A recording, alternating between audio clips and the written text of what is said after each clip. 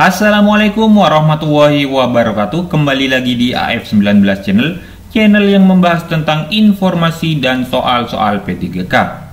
Nah, seperti biasa yang baru pertama kali menemukan channel ini, jangan lupa untuk tekan tombol subscribe dan aktifkan loncengnya agar setiap saya mengupdate soal-soal P3K, Bapak Ibulah yang pertama kali mendapatkan notifikasinya.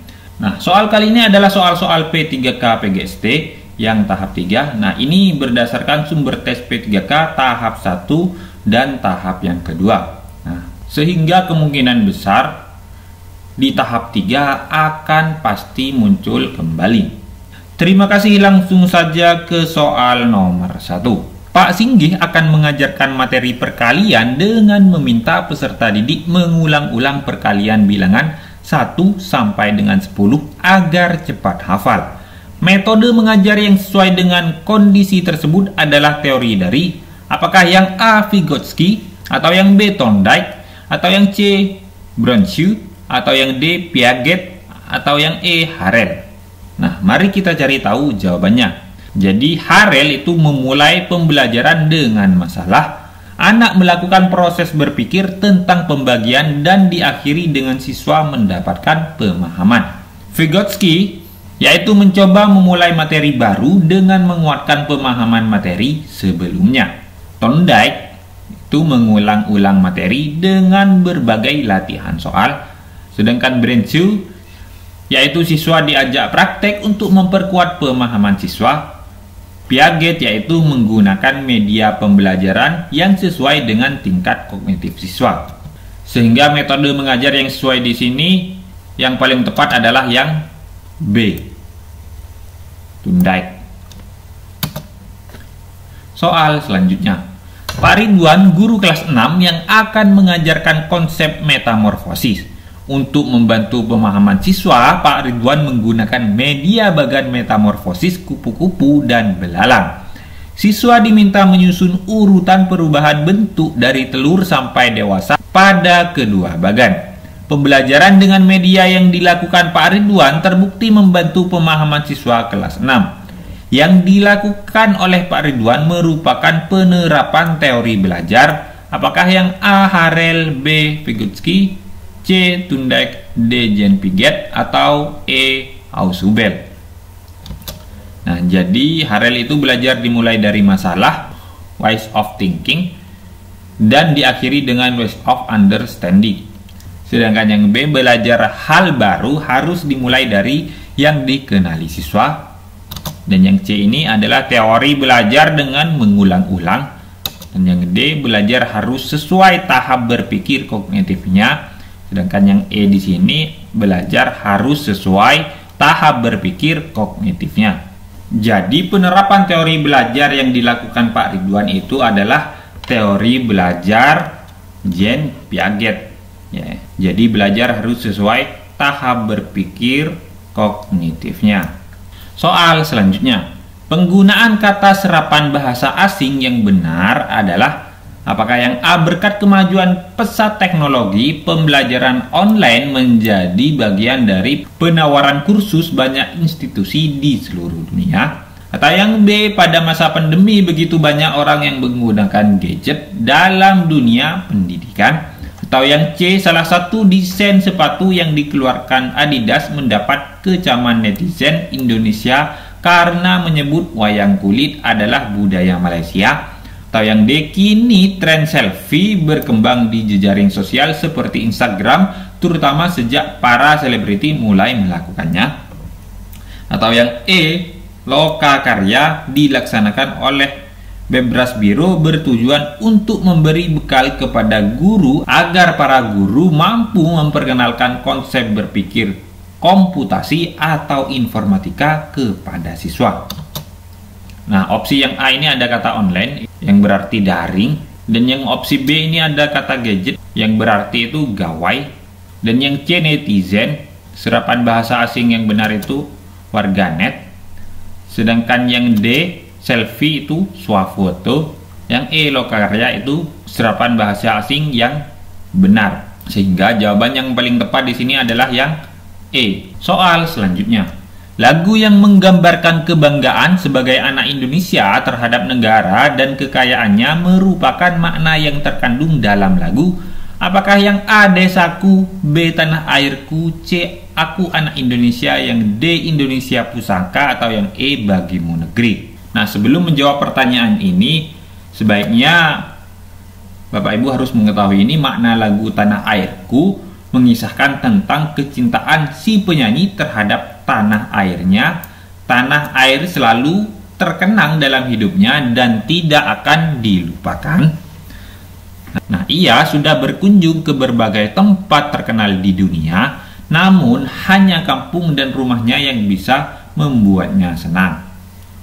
Sementara Desaku, makna lagu Desaku mengingatkan kita akan keadaan sebuah desa yang masih asri, tempat kelahiran yang kita banggakan, tempat menetap ayah dan ibu kita, tempat kita merasakan keriangan semasa kecil. Sedangkan makna lagu Aku Anak Indonesia, nah lagu ini bermakna sebagai anak Indonesia yang kita harus bangga terhadap negara dan kekayaan yang dimiliki. Persatuan dan kesatuan dari bangsa ini juga harus dilakukan seluruh warga masyarakat Indonesia. Sedangkan Indonesia Pusaka, nah di sini Indonesia merupakan negara yang kuat dan akan terus jaya untuk selamanya. Di Indonesia lah kita lahir dan berkembang, bahkan sampai akhir hayat pun kita akan tetap berada di negara yang tercinta ini, yaitu negara Indonesia. Nah, negara Indonesia merupakan negara yang indah, banyak ditumbuhi pepohonan dan juga dikelilingi oleh lautan luas, sehingga tidak ada satupun negara yang dapat menandingi negara Indonesia. Negara Indonesia yang sangat indah dan sempurna untuk para bangsa Indonesia yang selalu taat kepada Tuhan Yang Maha Esa. Sedangkan bagimu negeri, nah ini untuk negeri kita rela berkorban demi bangsa Indonesia. Sehingga di sini lagu yang menggambarkan kebanggaan sebagai anak Indonesia, jawaban yang paling tepat ini ada di opsi yang C, Aku Anak Indonesia. Soal selanjutnya, hubungan simbol dan makna Pancasila yang sesuai dengan sila 1 adalah apakah yang A melambangkan kebutuhan pokok masyarakat Indonesia, atau yang B melambangkan tempat bernaung segala macam suku, bangsa, dan budaya, atau yang C melambangkan tradisi masyarakat Indonesia yang suka berkumpul, atau yang D melambangkan salah satu sifat Tuhan yang selalu menerangi kehidupan manusia, atau yang E sesama manusia harus saling selaras, bersinergi, dan saling membantu. Jadi opsi A ini melambangkan kebutuhan pokok masyarakat Indonesia, yaitu padi dan kapas, yaitu ini di sila ke 5. Sedangkan yang B itu terdapat pada sila ketiga, yaitu pohon beringin. Sedangkan yang C di sini melambangkan tradisi masyarakat Indonesia yang suka berkumpul, itu termasuk sila keempat, yaitu kepala banteng.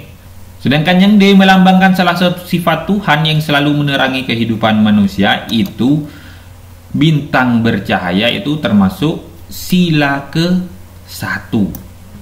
Nah ini. Sedangkan yang E sesama manusia harus saling selaras, bersinergi, dan saling membantu, itu termasuk sila kedua, yaitu rantai.